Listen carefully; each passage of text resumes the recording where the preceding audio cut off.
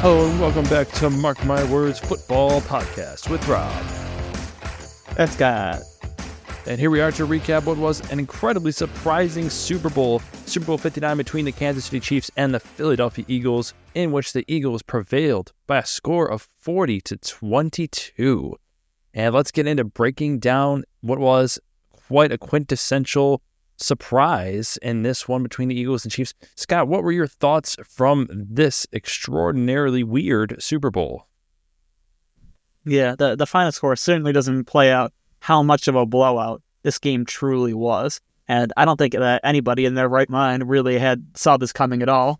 And the Eagles holding the Chiefs offense only 23 yards at halftime, and the Chiefs not crossing the 50-yard line until nearly the end of the third quarter was just absolutely absurd. Yeah, just absolutely no one saw this coming. As low as the Chiefs' offense had been at points this year, we'd all talked about. It's like we saw the AFC Championship. We're like, oh yeah, the Chiefs are back. They're doing their thing. They're gonna roll and take this game. But it wasn't so. Like, this was probably the most dominating we've ever seen Mahomes in his career.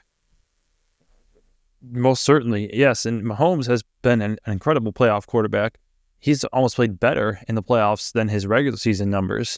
But in this one, man, really struggled. And now this is the second time in his career we have seen him really struggle in a Super Bowl. The first being the one against Tom Brady and the Buccaneers. And this one, though, he just looked completely out of sync. And we had Tom Brady on the call, and he correctly pointed out, he's just not comfortable with his offensive line, nor should he have been. This game, to me, was won in the trenches. And the Eagles, Vic Fangio, big props to him because he had gotten shredded by Mahomes every time he faced him, 0-8 against Mahomes in his career against him. But he brought the heat this time, and it was complete and utter dominance by the Eagles' defensive line against the Chiefs' offensive line. Mahomes literally had no time. He never had a clean pocket, and they kept him inside it. They didn't let him roll out. The pressure came from the edges and up the middle, just a complete and overwhelming devastation. And they did it all without blitzing a lot of the time. Like, the biggest key to any defense winning and holding an offense, people talk about it all the time. We need to get pressure with our 4 linemen. If you can do that, you make life so much easier on the rest of your defense. And to me, that was the main thing that the Eagles were able to do, is they generated pressure without having to send all these blitzers, and it just disrupted everything the Chiefs were trying to do. Yeah, they did not blitz one single time during the Super Bowl. That's the 6th time in Super Bowl history that happened. All 6 teams that did that won. But yeah, Patrick Mahomes was pressured on 38% of dropbacks. That was the 5th highest pressure rate he's faced in his career, and the 2nd lowest performance of EPA in his career. So yeah, it's crazy that they could pressure him on such a high rate without blitzing. Just really props to the Eagles for the team that they've built and the game plan that they called that game. Yes, and the final score, like you said, doesn't really do it justice. This was the worst Super Bowl blowout since, I think, Peyton Manning's team, his Broncos, got blown out by the Seahawks in the Legion of Boom. Like, this was a comparable game to that in the sense the Chiefs could not get anything going. Like you said, only 23 yards at the half was insane. And the game, like the only time they started to actually get things going was when the game was long over. And in the third quarter, true garbage time. Right, it was true garbage time. It was the Eagles were up 27-0. Mahomes only had 100 yards passing, and then they go up 34-0 towards the end of the third quarter. Mahomes still only has 120 yards before he gets that touchdown at the very end of the third quarter when the game was already obviously over. So the Eagles truly just completely shut them out, and the stats do not do it justice. And this was just incredible. I was, like I said, to lead it off, I was super surprised because going into this game, there was 0% doubt in my mind. Like, I was 100% sure the Chiefs were going to win this game. And I didn't know how exactly it might happen. I thought it could happen. High scoring is what I thought. But I could see a defensive battle. But there was just no doubt. Whatever was going to happen, the Chiefs were going to win. And the fact that they didn't even come close was just a complete shock. Like, this is the most shocked result of a Super Bowl that I can remember in my lifetime. Like, I've never been this completely surprised by the result of the Super Bowl. Yeah. And I'd also like to give some props to the Eagles offense as well, because what we talked about going into previewing that game was how we really didn't trust that Eagles offense, that they were going to be able to get it done. So, I really want to give Hurts his flowers. He got his MVP. He was super efficient. 17 of 23, like nearly 300 total yards. They shut down Barkley, the Chiefs' the Chiefs defense did, and Hurts found a way. He found a way. He played really well. Overall, that team's offense played just so well. That was what people thought was missing the whole year for the Eagles, and really what counted them out a lot of the time. And when they needed it, they were able to just put it on full show, even without Barkley.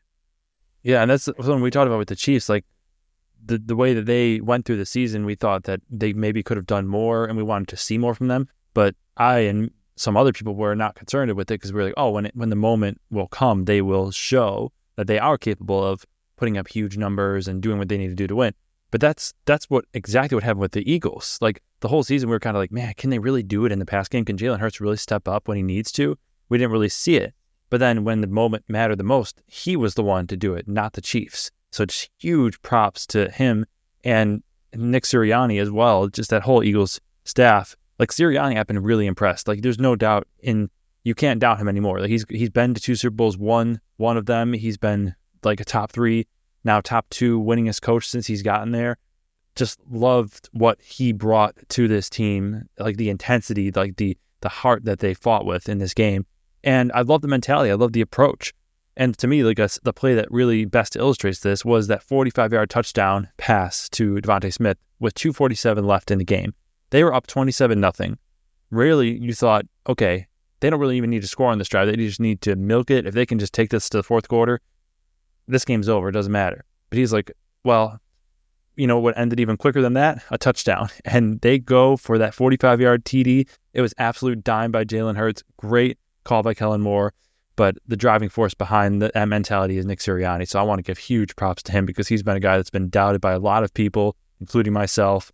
And it just really feels like I was really happy to see the Eagles win. I wanted the Chiefs to win. I wanted the dynasty. But after seeing, the confetti, the Gatorade bath, like I was just so happy for Nick Sirianni and Jalen Hurts, 2 guys that have been really doubted, and just being able to finally get their flowers, I think very well deserved. Yeah, I would agree. Yeah, I felt like I didn't really have a lot of strong feelings going into this game, but like watching it, like really did bring out a lot more intense emotions than I thought I would have about that matchup. Yeah, like you had said, I echoed the same thoughts. Feeling really happy for the Eagles, for Hurts, for like getting his win, getting the MVP that he could have and maybe should have won a couple of years ago, and just finally getting it done for that team. Yes, and MVP of the Eagles season, I think you have to give that to Saquon Barkley, just the way that he completely transformed. Absolutely. The way that the offense is just absolutely incredible. But Jalen Hurts definitely deserved that Super Bowl MVP because he was obviously the one that got it done. And on the Chiefs side of things, now you're left with, a lot of disappointment, obviously just coming off a Super Bowl. Also a lot of questions. Like that could have been Kelsey's last game, and that would be quite a terrible way to go out. I don't think he'll go out like that. I think he will be back next season.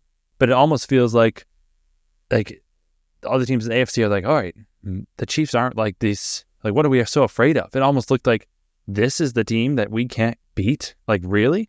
It almost is kind of like the veil has been lifted. The magic, the charm is gone. And I think the Chiefs are going to have to fight to get it back next season. I think the Chiefs are in a kind of a weak spot going into next season now that their magic is kind of just been shattered a little bit. So they're going to have to really work for it. Mahomes, obviously, this impacts his legacy, playing just 2 bad games in 2 Super Bowls now. I mean, Tom Brady, I think I saw a stat where he lost all 3 the Super Bowls that he lost by a combined 18 points.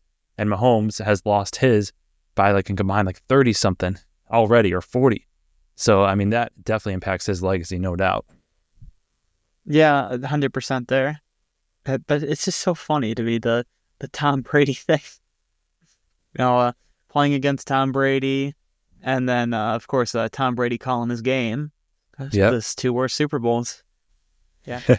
Tom Brady is the kryptonite of Patrick Mahomes, I guess. Only, he's only quarterback to beat him multiple times in the playoffs. He ruined the MVP year in Mahomes' first season. He ruined the Super Bowl for Mahomes, trying to get back-to-back Super Bowls. And now he ruins the three-peat as well. So Tom Brady really, he didn't ruin it this time, but maybe he did. Maybe it was just that bad luck charm for Patrick Mahomes because, he's interviewing these teams in a pregame. Maybe he got in Mahomes' head, that maybe seeing Tom Brady there just kind of got Mahomes thinking too much about his legacy. I don't know. Yeah, Brady's still working his dark magic, even though he's long off the scene now. Definitely. Oh man, but yeah, it was really fun to watch. I think in this one, even though it was a blowout, just appreciating like, man, what an incredible roster. That was the thing that was going through my mind as I watched the Super Bowl like unfold, and just the Eagles dominating it. It just occurred to me like, wait, the Eagles are just better than the Chiefs on like from a talent standpoint, like on every single unit. Offensive line, Eagles have one of the best in the league, if not the best. Defensive line, Eagles have one of the best in the league, if not the best. Linebackers, incredible linebackers. Defensive backs, Cooper DeJean, incredible defensive backs. Receivers, we got Brown and Smith. Running back, we had the best in the league. Like everything. And it's like, man, of course the Eagles won this game. Like I can't even believe I didn't even give them a shot. Like, of course they won. They were like better on every single unit, and they just executed their game plan perfectly. Yeah. And also for the Eagles, they led the league this season in defensive snaps by rookie contract players and pass rush win rate by rookie deal players. And that's definitely a part of what allowed them to build the offense, which is one of the highest paid offenses out there. Like Jalen Hurts is a top 10 paid quarterback. Saquon Barkley is the third highest paid running back. And they had two wide receivers making $25+ million a year, which again, like it was crazy for us to doubt this offense in the first place when the offensive line is good, when they've got all those pieces. Yeah, and we still didn't believe in them, and then they showed that we were wrong. Yes. And this is a team that we could be watching the beginning of a dynasty with this team, because the NFC, they don't have the same competition and in playing in the NFC as the Chiefs have had in the AFC with all those amazing quarterbacks. The NFC is pretty wide open for the Eagles to just dominate. And like you said, like the way that Howie Roseman has built this roster, they could be really good for a long time. Yeah, absolutely. Yeah, looking forward to see what they do in the future. And man, what a great season for them. What a great season in general. Been a lot of fun. And congratulations to the Philadelphia Eagles, man. Super Bowl 59 champions. Looking forward to see what both these teams, how they respond next season. And from there, we're going to go on to looking back at all that was this season, the 2024-2025 NFL season, going over all of our strongest takes, our Mark My Words. And we're going to start it off here going with alongside a trend that has been pretty common the last couple seasons, and it continued again this season, that of the Steelers and the Ravens as well. So we had a few tasty takes on this season, and let's take you back down memory lane to revisit those. And Rob and I, going back and forth, as we usually do about this team, he has decided he would like to place a Mark My Words for the Pittsburgh Steelers. He says, mark my words, the Steelers will finish ahead of the Ravens this year. An absolutely bold pick here by Rob. I like it. Not that I like the pick. I like the boldness. I think the pick's terrible. I think there's absolutely no chance that happens. Yeah, they're gonna run the table on this one. I'm not saying they're gonna win every game, but they're gonna come darn close. And the Steelers are winning this division. It's not even gonna be. I don't think it's gonna be close. They're gonna win this division, and it's not even gonna come down to like the final week. And I'll mark my words on that one. So, mark my words. The Pittsburgh Steelers will win the AFC North, and it won't come down to the final week. I think they will healthily win this division. Very bold, and you are going to be very wrong. I'm definitely going to be right. I only got two mark my words on the Steelers. I think it's time to bring out our gold standard here. One of the best things from last year. Never fails. Mark my words. Ravens win double-digit points. Ravens win by at least 10 this week. Oh, gosh. No, you know what? I don't want to be petty, and I don't want to... So you say double digits, right? 10? Yep. Now, I'm not a petty person, okay? But mark my words, the Pittsburgh Steelers will win by 11-plus points in this game. All right, so dueling, mark my words. Like we always seem to do this with the Steelers. We always have at least one dueling one per year. Like it's just kind of like a fact. Like it's just a tradition now. You just have to. Yeah, didn't really work out so well for me there on all three of those. What is it with the Steelers, man? What is it with them? They suck you in every year. They do. I don't know why. They get you every year, don't they? They get you. The thing is, this does not accurately represent how wrong you are in the Steelers every season, though, because you aim too low. Like you say, like they're not going to have a winning record. They're going to be like just super bad in the dumps. But I think, oh, they're going to be great. They're going to win the division. And both of us are wrong.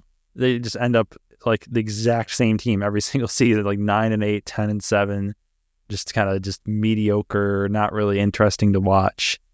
So we're always just kind of like, we're hoping that they finally go one way or the other. I think that's what Steelers fans are hoping for too. They're like, I'm sure that they hate like being in that kind of middle spot, because it's like, we'd rather either be bad and rebuild or just have an actual shot. So I think the Steelers fans are kind of as frustrated as both of us with this team. Yeah. And then for clarification, like all three of these were wrong because the dueling marks did come from the first matchup between Steelers and Ravens. Ravens, of course, did get a double-digit points win the second time they played, but that clip was from when they played it the first time in the season. Yeah, that's a good point there. Yeah. And I don't know, you really goaded me into that one. I mean, well, also the third time. The Ravens also did the third time too, didn't they, in the playoffs? They did. Yeah. So I just picked the wrong week. And 2 other times it happened, but I couldn't have picked the right week to do it. Of course, you're trying to. Yeah, you were wrong. You don't try to sugarcoat it. No, I'm not saying I wasn't wrong. The thing is, though, it's like that was really bad by both of us, because those teams, those matchups are generally just very close all the time. So it was like, yeah, I was surprised that the Ravens blew them out the last couple times.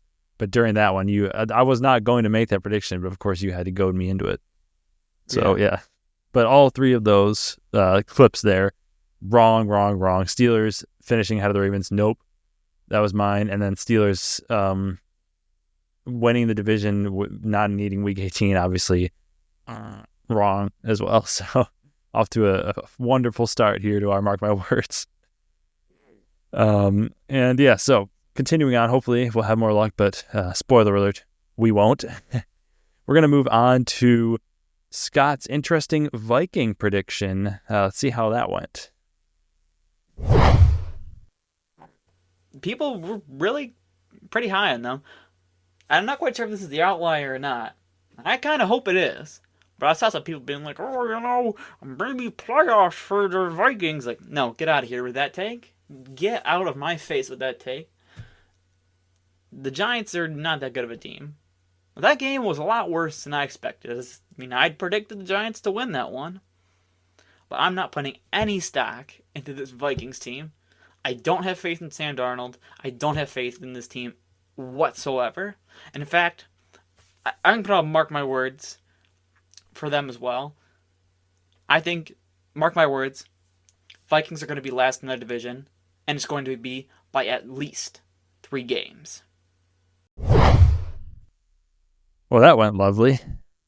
Yeah, that's probably the worst take of the year.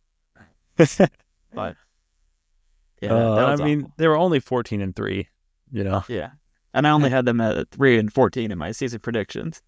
No, I think it was a typo, though, right? I mean, you clearly meant 14-3. Yeah, definitely. Like I was so confident in that, and like that, I think that was something I referenced multiple times throughout the year. That like, if I had the option to bet who would have had the worst record in the league this year, I would have put money on the Vikings. I was just so confident they were going to be terrible. Yes. It happened. Yeah. It took a long time for me to come around on that team, but I finally did eventually. Everything that happened in the offseason, too, like, we already thought, it's kind of a talent-poor team. And then J.J. McCarthy gets hurt, and then Jordan Addison gets hurt, and it just kind of felt like the world was crumbling. Now you got Sam Darnold. It's like, oh, this team's going to stink. This team's going to be so bad. And then, like, there's always that kind of, like, pause at the beginning of the season, because at the beginning of the season, some wild stuff tends to happen. So it's like, oh, this team is clearly fool's gold, and people are just hopping on them, and, like, we know better. Like, we just got to wait it out, and then surely they'll just come back down to earth. But it just never ended up happening. And, of course, that was also, like, predicated on the Bears being, like, at least okay. Yeah. Like that was me thinking their Bears are probably going to win, like, 8 or 9 games. Yeah. Which would obviously give like the 3 game spread, and that really did not happen either. Yeah, Even if because the Vikings were terrible, the early on the Bears Bears still would have been looked very like close to them. it looked like the Bears were going to be good because they started off like 4-2, Yeah. so it looked like okay, this is the Vikings definitely could be last, but yeah, it didn't happen. Yeah, and of course I had to add even more to it by at least 3 games. Yeah, that's what makes it just all the better. Yeah. All right, so going on to the next one here. So we got so far 4 predictions here incorrect. Hopefully it'll get a little better. This one for me, talking about staying in that same division, NFC and North, a little bit of a mark between the Bears and the Packers. And Rob would also like to put out another mark my words. He says, mark my words, the Chicago Bears will make the playoffs. Caleb Williams played terribly, and yet the Bears still won. The Bears have a bunch of soft opponents early on, which will prime Caleb up to play with the big boys. With love going down for my Packers, I sadly think that the Chicago will overtake them and make the playoffs. So another interesting pick by Rob in this one. I mean, I personally don't believe in the Bears. I don't think they'll make the playoffs. But hey, maybe they will. Maybe he's right with a softer schedule. But I just think it's so difficult. If your offense is not going very well, and you're really relying on defense and special teams, it certainly isn't going to get you by teams like Houston. Yeah, so this is kind of a 2-1. Bears passing the Packers in the standings and making the playoffs. And well, what do you know? Nope on both. Yeah. Another one, the good old friends of the Bears. Like I brought that up too. Like at points that I've just never been fooled by this team, and I've just never gotten it like any of these years that like why they've gotten the hype that they did going into the year. Like every year, it's like all Bears are going to make the playoffs, and they just never do. But like I've just never been fooled by that. Yeah, and I was a little bit this season. I had them going 9-8 to start the season.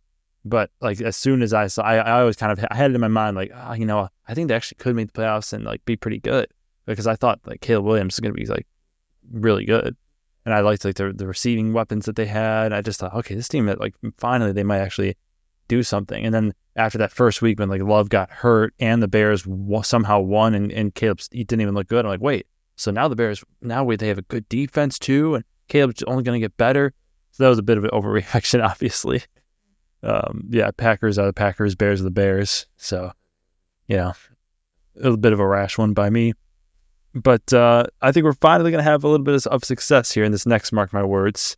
And it's actually concerning the Jets by you. So let's go ahead and revisit that one. And I do tend to agree with what Rob says. And actually, I think I'm feeling a little more confident than he is too. Confident enough. It's time to bring out one of my golden picks here and throw out a mark my words. Mark my words. I think the New York Jets are going to take off this week.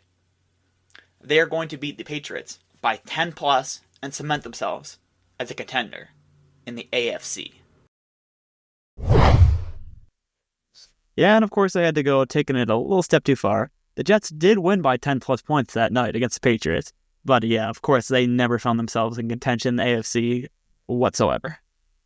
Yep, definitely. Yeah, you had it going good. It would have been a full-on like success. Like, yes, Jets blown out. This has been your signature the last few seasons. I'm surprised you didn't do more of them this season because you almost get them. You get them almost always right when you predict these blowouts.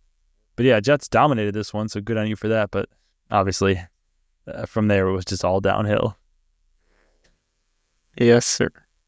And next one coming up here concerns our good old friend Doug Peterson over on the Jaguars. Let's see what I have to say about that. And Rob says, the Jaguars were a team I thought would have a bit of a bounce back year, considering they were 8-3 last season before Lawrence got injured. However, throughout 3 games this season, they certainly look more like a bottom feeder than a playoff contender. Their defense is bottom 3 in almost every stat, and the offense is sluggish at best. It also seems as though this team has lost faith in Coach Doug Peterson, and what little faith I had in him, in most part, is gone now. So I'll throw a little mark my words in here. Mark my words, Doug Peterson will be the first coach fired this season. Good prediction by Rob here. I think he could certainly be onto something. Yeah, that is certainly looked like that could be a good possibility now after just an absolute poor showing on Monday Night Football versus the Bills.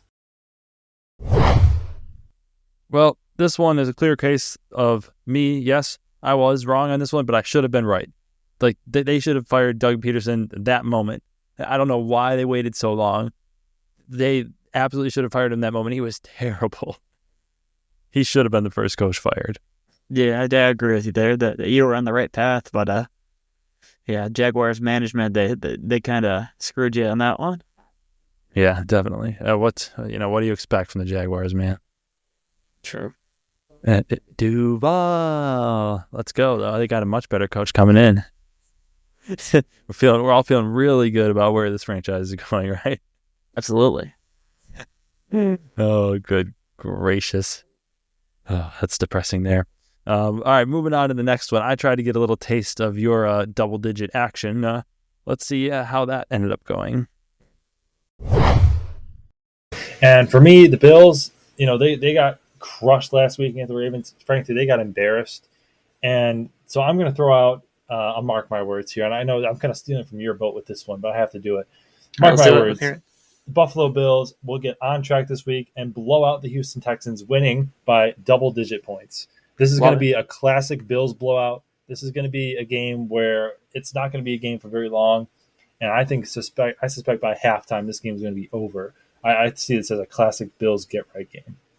Wow, that's a bold one this week. I like it. Yes, feeling very confident. Yeah, this was a terrible pick. Yeah, not a good one. One of the Bills' worst games of the year. That offense was awful. That game. Yeah. Josh Allen, historically bad game, like 9 for 30 was his completion attempts and completions, 131 yards.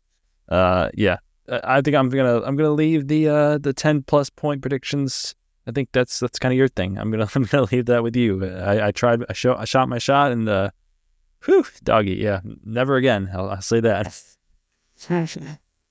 But amidst all this negative stuff, we did. I promise you, we did get some right, and this next one will be a positive trend here. So let's play that clip. Yeah, I'm taking the Rams here in part because I want to keep defending my prediction from last week that I marked my words that the Los Angeles Rams would win the division, win the NFC West. And I still feel very confident in that, especially because the 49ers have not looked great. All right, yeah, this one got it right on the money. Obviously, you heard it there that was kind of like me referencing the pick because the episode that we recorded previously, technical difficulties, it got corrupted. We weren't able to upload it. But luckily, we referenced it again in this episode. Rams win the NFC West. One of the few things I had right all season was the Rams. I stuck with them. At that point, they were 1-4. So, yeah, that was actually a pretty good one. Really one of the only positive things in these mark my words that I got. Yeah, definitely one of your best. Really sticking with that all year, even when things looked very bleak, and came out quite well on the other side. Definitely. All right, and next one here is one by you concerning the Denver Broncos and their chances to make the playoffs. So I think the Broncos have shown that they could be, they can be a solid team. And they've got a pretty easy schedule coming up against the Raiders, Browns, and Colts. So I think it's very possible that they slip into the playoffs. You know what? I'm going to do it. You know what? Mark my words, Denver Broncos, they're going to miss the playoffs. Oh, no.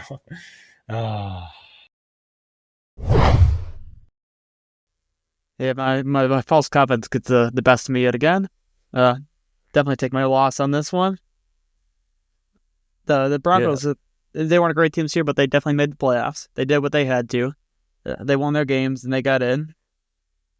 So I'll take they were the most stable. They were the most stable. Like the teams that they were competing with, the Bengals and the Colts. The Bengals had real defensive issues, like major defensive issues, and the Colts had real quarterback concerns. So that's why I was kind of like, out of these three, I think the Broncos are just the most stable. Like they're the most solid. It's not like I was loving the Broncos, but I just saw like, oh, they already had the best record, and they were kind of like solid. But I think, I think we talked about last week. I think the Broncos probably don't make it next season, but yeah, because I don't know. It's just the Bo Nix thing, his ceiling. I'm not sold on him as a quarterback. I definitely see where you were coming from. Like the Broncos don't really have too high of a ceiling, in my opinion. Yeah, and that's what I was kind of going for. Was that I just thought that they had a potential they were going to lose some stupid games and fall off. Yeah, but credit to Bo Nix, Sean Payton.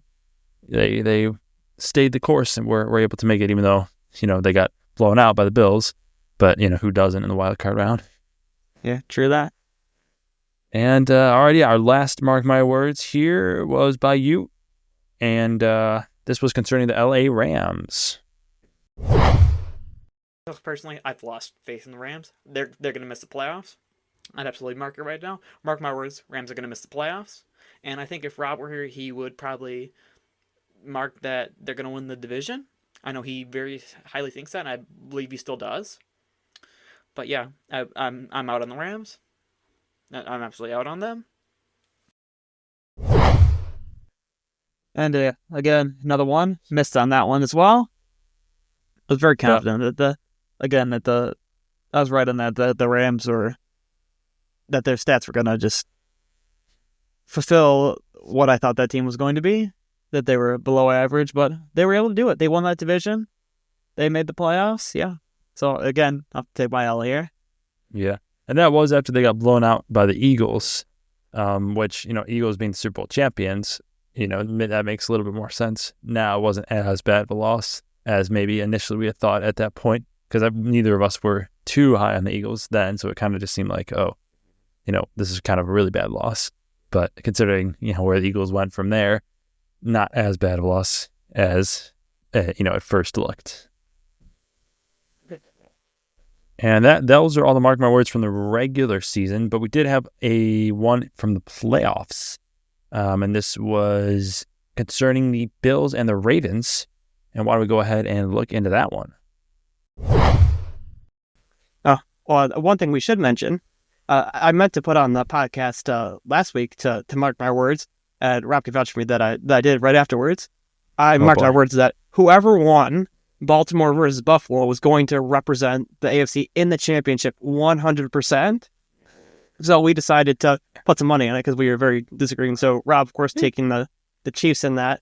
And so now the winner, of course, is Buffalo.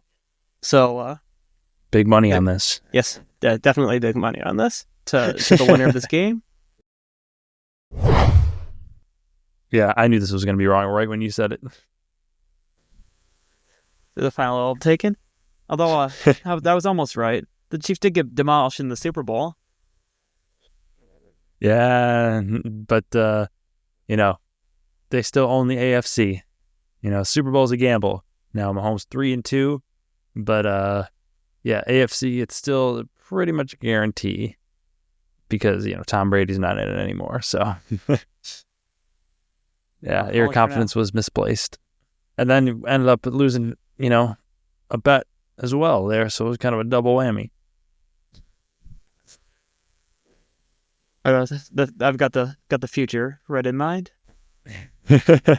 Maybe next year, yeah. Maybe next year. Feels like we say it every year. Maybe our year is next year.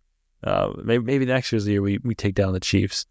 But we'll have to see, when that comes. But tough loss for the Bills. That was a really tough loss. Going back, as we kind of do an overview of the season, that was really that really kind of sucked to see the Bills go down. Because it felt like that was just like the magical moment, that last drive where the defense makes a stop and, the Bills get the ball on offense, chance to take the game, just, add it to the long canon of heartbreaking losses by the Bills in the playoffs. Yep. All right. And that wraps up our Mark My Words for the 2024-2025 NFL season. Now we're going to get into the meat of it here. We're going to get into our preseason prediction scores. So as we do every single season, we predicted the entire NFL season from regular season records to playoff outcomes to NFL awards, player awards. And we have scored our accuracy on all these things. And so we have tallied up the final calculations, we do have a winner. But before we get into that, Scott, you want to go over how this thing is scored? Yes, absolutely. So we go through the NFL season simulator. So we are predicting each game by game, to make sure the records come out correctly. And the scoring will go like this. A correctly predicted record gets you 15 points. If you're off by 1 game, it's 10 points. 2 games off is 5 points. And 3 games off is 2 points. Anything more than that is nothing. We also go through and predict the award winners for the year. It's 10 points if you correctly predict the award winner. And if your award winner gets nominated, it's worth 5. Then in the playoffs, based on what the regular season simulator had put together, you predict your playoffs with that as well. And you will also get 5, 10, or 15 points for a team advancing to the corresponding round, and 20 points if your team wins the Super Bowl that you correctly predicted. And there's also a 15 bonus points if you can correctly predict a playoff matchup in the correct round. So with all of that being said, we'll go into the scores for this season. We'll go division by division, and then to the awards in the playoffs. So in the AFC East, I had 30 points, and Rob had 27. In the AFC West, I had 19, and Rob had 29. In the AFC North, I had 17, and Rob had 17. In the AFC South, I had 15, and Rob had 32. In the NFC East, I had 0, and Rob had 9. In the NFC West, I had 25, and Rob had 25. In the NFC North, I had 12, and Rob also had 12. In the NFC South, I had 30, and Rob had 35. Down in the playoffs, I had 10 points, and Rob had 20. And for our playoff points, I had 55, and Rob had 75. So this year, our final scores for the regular season are myself with 213, and Rob prevailing with a score of 281. Yes, so taking home the crown here again this season, back-to-back. Preseason predicting champs for me. Yeah, proud of this one. Getting that. I thought that I was going to get 2 Super Bowl prediction matchups correct in a row, because last year I got Chiefs 49ers going into it. This year I really thought, like, man, Lions Chiefs. That was my preseason prediction.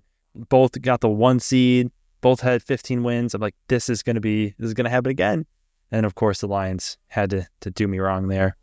But yeah, this was crazy. And breaking this down a little bit more, going into it, I mean, we had obviously both a really difficult time predicting the NFC East. You scoring a 0, me only marking a 9. This was just a baffling division.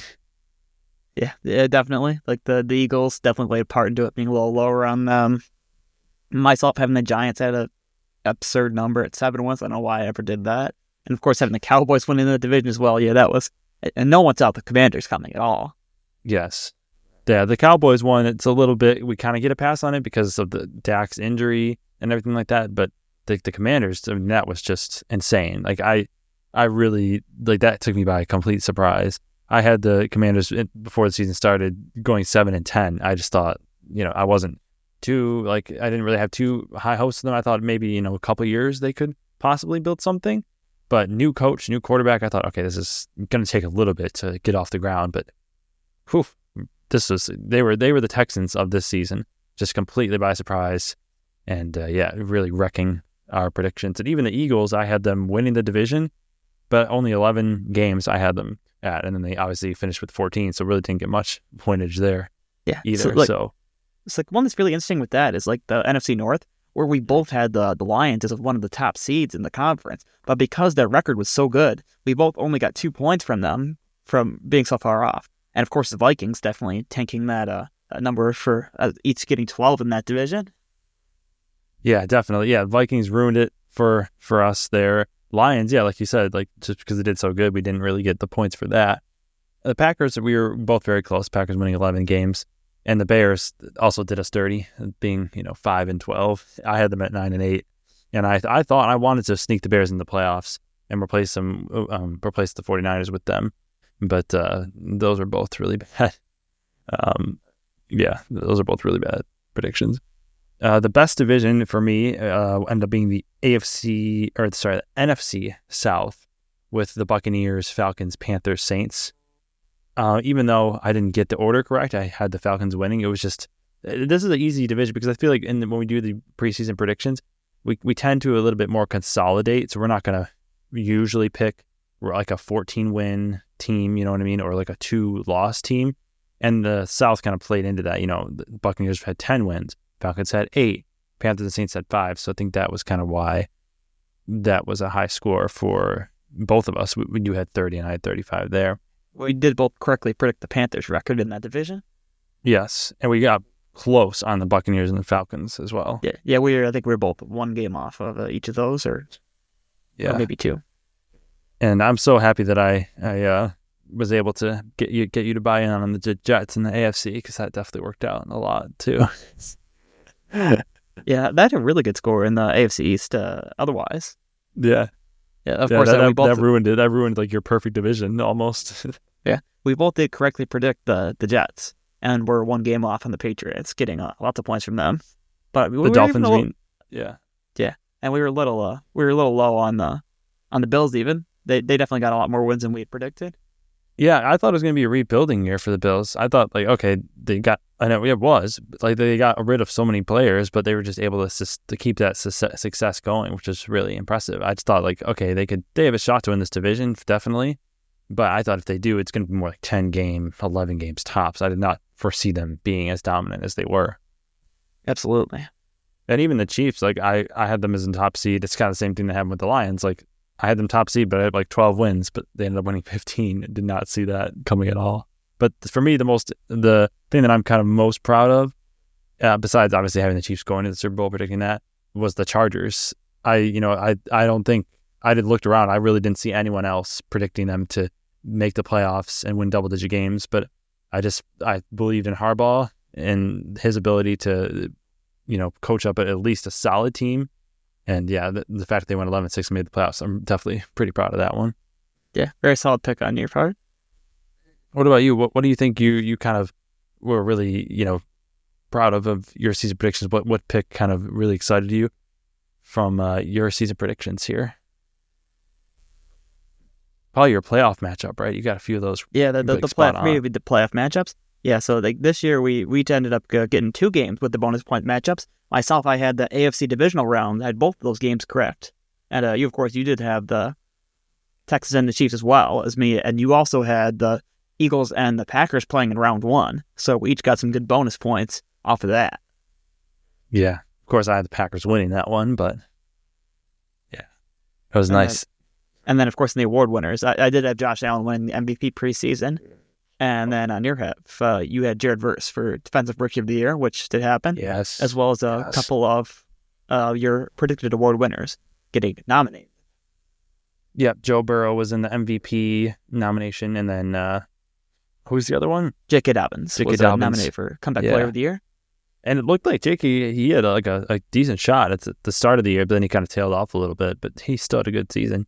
Jared Verse, though, I was really confident in that. Like, the fact that, that offensive or that defensive line was already pretty good last season. I thought that he could really step into that and be a great player, and he definitely was. Although I was a little bit concerned because his teammate, Braden Fisk, had more sacks, so I thought he was going to get the nod for the award, but I'm glad that the committee went with Verse.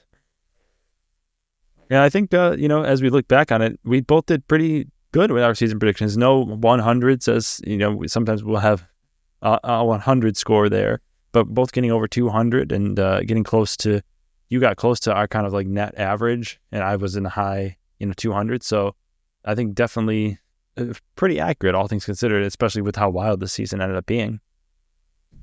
Yeah, definitely. And had a lot of fun doing it as well, watching it all unfold. And so this has been a great season. I greatly enjoyed doing the podcast this year.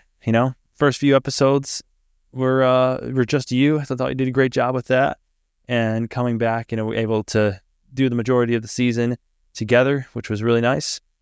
Been a great year and lots to look forward to next season. This is going to be a wild free agency, as it always is. NFL always does a really good job of keeping us like entertained the entire year, the calendar year. Just like you're Super Bowl's over. You get like a couple weeks of just no football, and then you're like checking your updates for free agents. I know there's a lot of guys that are hitting the market, like Rodgers, Wilson, and Darnold and the quarterbacks, and then also like Myles Garrett. Where is he going to go? Tons of interesting stuff happening. Going to be really exciting to see where all those end up. Yes, it absolutely is. It's going to be a good offseason, but I think for the meantime, we're going to take a break during the offseason as we typically do, and we will, once we get our season prediction for 2025, we will meet back here in September. Yes, absolutely. And but to conclude the season, and I don't know if I've ever done this before, but I was looking at these free agents and where they're going to go, and I'm gonna mark my words here to carry in. We're gonna look at this next season, so I'm gonna end it off with the mark my words. Oh, I like this. Yes. So I've been following the rumors here, okay, and right now it looks like the Rams they might not be bringing back Stafford. Okay, if they do not, I do not foresee Sean McVay wanting to go to the draft and draft a new quarterback. I think he thinks he has a really good roster that he can win with right now. And so, mark my words, if the Rams part ways with Matthew Stafford, Aaron Rodgers will be the starting QB for the Los Angeles Rams to start next season. Oh, that's juicy. It is juicy, and I love it. I love that. Think about how awesome that would be. I think he's still got some good ball to play. He played pretty good at the end of the last season. So I think that would be an awesome, super entertaining to watch, because that division is very winnable, especially the 49ers don't recapture their glory. So, yeah, I think that's going to be, if that happens, I think that's going to be a great start to next season. All right. Yeah, so going to wrap it up here. Been great with you guys this season. We greatly appreciate your viewership. Feel free to like, follow, and subscribe. We are everywhere you get your podcast. Like Scott said, we're going to be taking a break for the free agency, but we will be back next season with more predictions and analysis of the NFL. And this has been Mark My Words Football Podcast with Rob. Thanks, guys. And we are tuning out.